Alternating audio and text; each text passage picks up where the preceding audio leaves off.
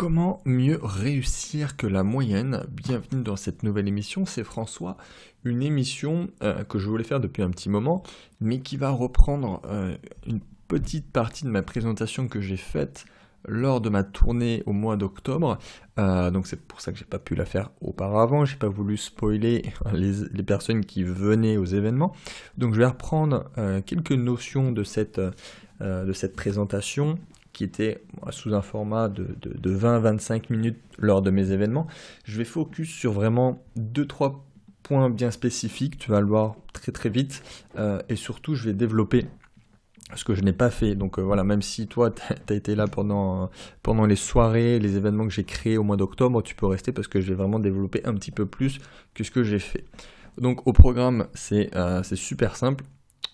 Les 4 notions de la réussite pour moi. Ensuite, la mise en pratique avec 2 pensées et astuces. Et on va finir sur les 2 erreurs principales qui reviennent le plus souvent. Avec ça, tu devrais vraiment réussir un peu mieux que la moyenne, justement, tu l'as compris. Même si au final, le but n'est pas forcément de faire mieux que les autres, ni de se comparer, mais bien de se surpasser soi-même et d'arriver là où on veut arriver, indépendamment des autres. Donc, les 4 notions de la réussite pour moi, et à chaque fois je vais aussi essayer de les comparer à une autre notion, et c'est pour ça que je vais aborder une notion pour la comparer à autre qui est souvent mal perçue pour les gens. Tu vas vite comprendre, c'est un peu flou pour l'instant, mais rentrons directement dans le vif du sujet. La première notion qui est pour moi primordiale, c'est la discipline. La discipline, et là tu vas vite comprendre, je vais la comparer aussi à la motivation. La plupart des gens pensent que ça vient de la motivation, que la réussite vient de la motivation, qu'il suffit de regarder tous les matins une petite vidéo de motivation qui va nous mettre d'aplomb au taquet comme jamais pour pouvoir nous permettre de réussir, sauf que ça se passe jamais comme ça. La motivation, ça a des hauts, des bas. Les bas, ça peut durer très longtemps, ça peut durer des jours, des semaines, et ça, si tu es déjà investisseur, entrepreneur, indépendant, tout ce que tu veux, ou même dans ta vie globalement, il y a des phases comme ça et tout le monde l'a. C'est-à-dire que même le plus grand des entrepreneurs de la planète a eu ces moments-là. C'est pas les choses qu'on va dire, qu'on va montrer, c'est pas du tout sexy, c'est pas du tout vendeur, mais effectivement la motivation, ça va, ça vient, et quand c'est parti, c'est pas top, parce qu'on n'est pas du tout créatif, on n'est pas du tout performant, on n'arrive pas à sortir ce qu'on a sorti, ça nous frustre, et ça peut nous faire rentrer en plus dans une boucle infinie qui va s'empirer au fil des choses. Donc, motivation, on met ça de côté. Pour moi, l'inverse de la motivation, c'est la discipline. Pourquoi ? Durant les événements que j'ai organisés au mois d'octobre, je posais la question aux gens, qu'est-ce que pour vous la discipline ? Donc chacun donnait sa définition qui était plus ou moins proche de ce que je voulais donner. Il y a eu une définition qui était pas mal au final, parce que c'est ce que je vais te dire tout de suite. C'était le fait de comparer la discipline. La personne avait dit tout de suite ça me fait penser à un militaire. Là j'avais dit ok, mais pourquoi un militaire ? Pourquoi un militaire a une discipline ? La réponse c'est que les militaires n'ont pas le choix, parce que c'est imposé. C'est ça. Et du coup, c'est ça pour moi la définition de la discipline, c'est une définition super simple, c'est l'absence de choix. C'est-à-dire que le matin, si tu donnes le choix de rester au lit ou d'aller à la salle de sport, tu as beaucoup plus de chances, en tout cas globalement la plus grande partie des gens vont rester au lit. Si tu donnes le choix potentiellement d'aller manger un fast-food ou de manger diététique, si tu te poses la question, la plupart du temps, ça va se passer mal à la fin.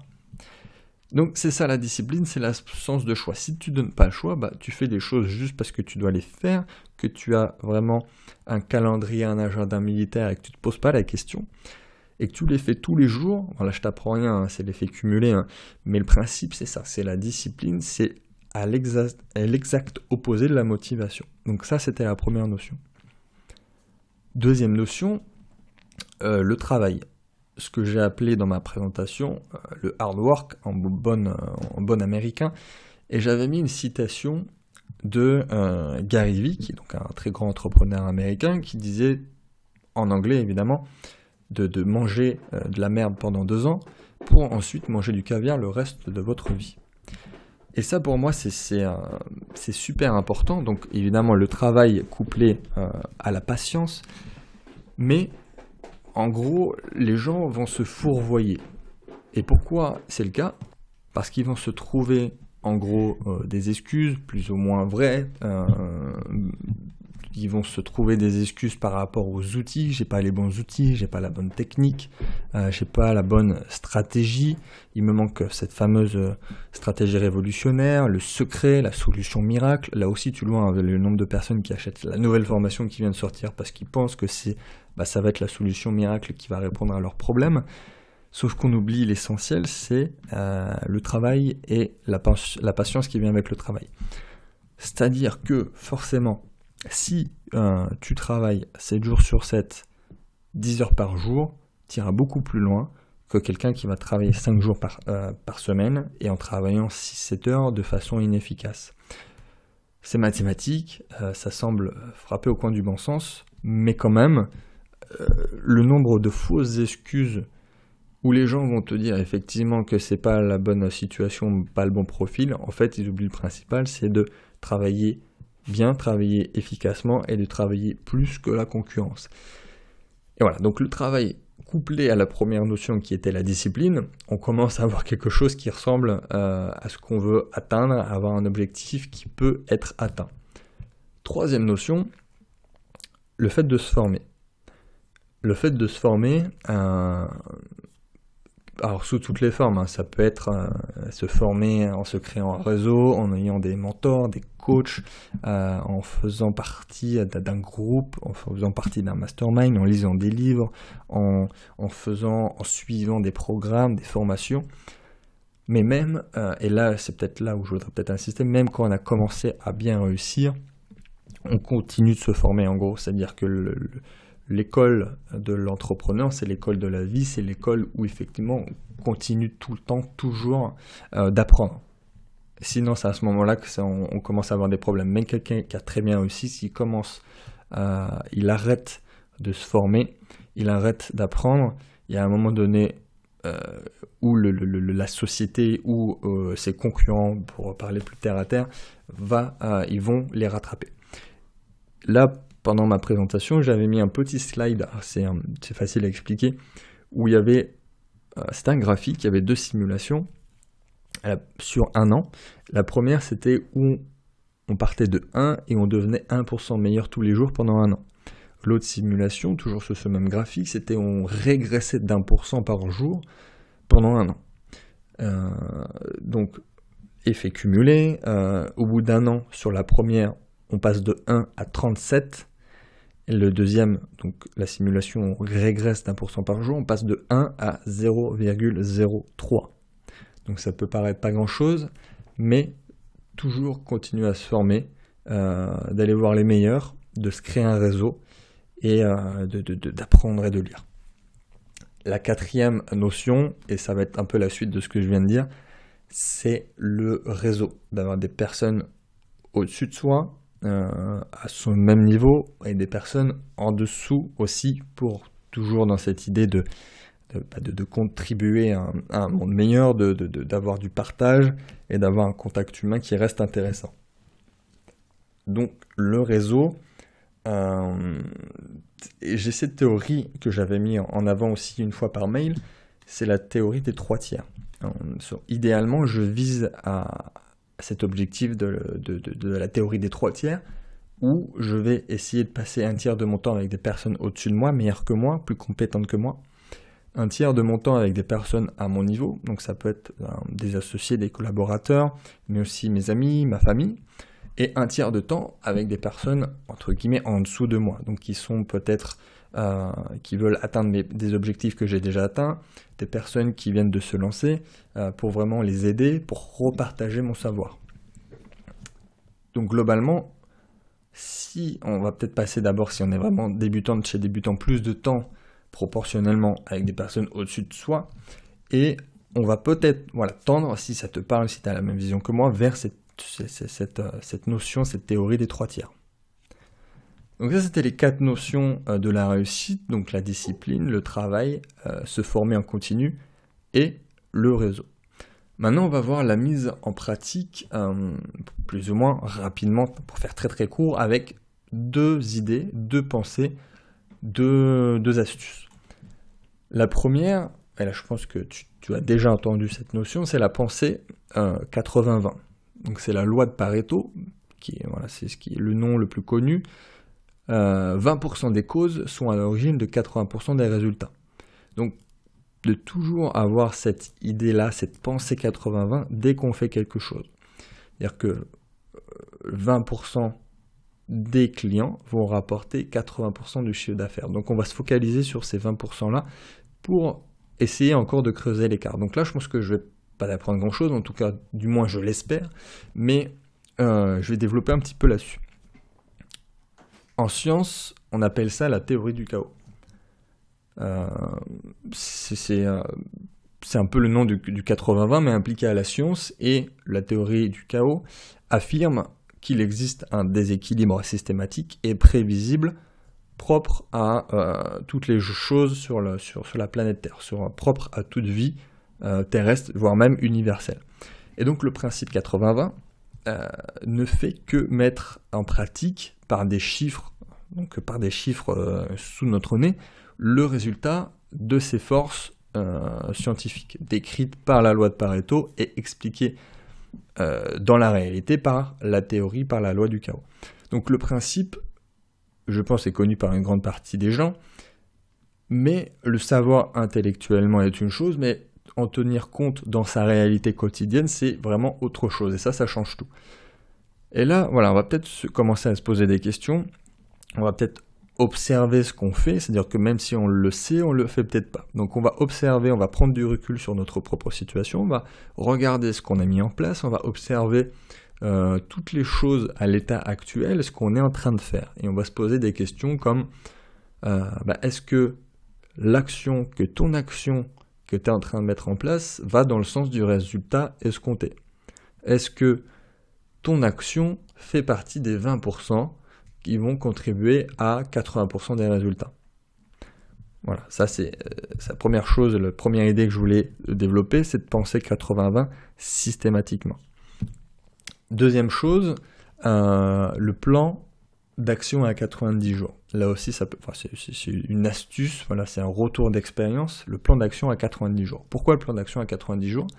Là aussi, je vais parler un petit peu de science, parce que ça a été prouvé scientifiquement qu'on ne pouvait pas réfléchir, on ne pouvait pas imaginer quelque chose qui dépassait les 3 mois par rapport à la situation actuelle.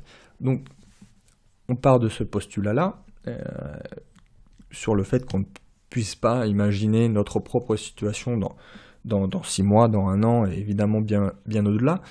Et on va réfléchir, construire sa stratégie, mettre des choses en place, créer son plan d'action sur des périodes de 90 jours. Donc ça fait un petit moment que je le fais, alors je ne suis pas du tout le seul à le faire, c'est-à-dire que si tu commences à faire des recherches, il y a beaucoup d'entrepreneurs qui vont te parler de ce plan d'action à 90 jours. Quand j'ai commencé à le faire, ça a vraiment changé ma vie. Ça peut paraître tout con, mais effectivement, pour moi, ça a un impact assez fort. C'est-à-dire que je vais travailler à la semaine, ou alors effectivement, je vais avoir exactement ce que je vais faire à la semaine, vraiment très précis, un agenda presque militaire pour revenir à ce qu'on disait tout à l'heure. Je ne sais pas ce que je vais faire la 2e, la 3e, la 4e semaine, mais par contre, globalement, mon plan d'action est construit sur des périodes de 3 mois. Je sais ce que je vais faire et essayer d'atteindre le 1er mois, le 2e mois, le 3e mois. Au-delà, je ne sais absolument pas ce que je vais faire.